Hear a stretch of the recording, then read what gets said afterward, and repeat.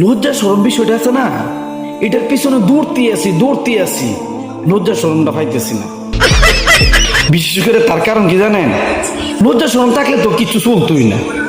এই যে আমি যখন কথা কইতেছি, বেলজ্জা বেসরের মধ্যে কি কিন্তু আপনারা আমার কথা শুনতেছে। যদি আমার ভিতরে লজ্জা শরম থাকতো তাহলে কি আমি কথা কইতে পারতাম? আমরা কথা কইতে পারতাম না। আর লজ্জা শরম থাকলে টিকটক কোন, ফেসবুক কোন, ইউটিউবে কোন, কোনো জায়গাতে আপনি সেলিব্রিটি হয়ে থাকতেন না।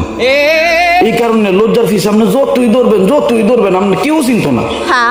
আজকে লজ্জার বিষয়টা যে আমার থেকে কই জানি উঠতে গেছে গা, টুয়া পাইতেছে না।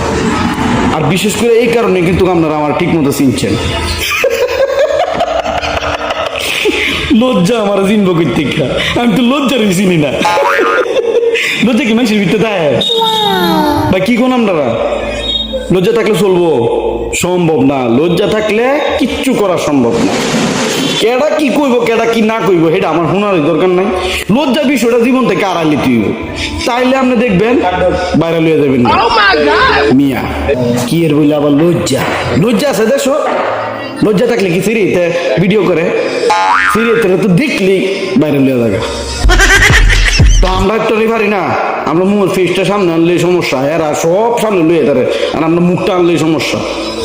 লজ্জা আড়াইলিছি, আর লজ্জা করতাম না। এইভাবে ভিডিও করবো, সরম টরম সব জীবন থেকে আড়াইলেমু, ইনশাল্লাহ বাইরে লইয়ে যাবো। সবাই ভিডিওটা সাপোর্ট করেন, দে হোক সবাই, লজ্জা নাই আমার।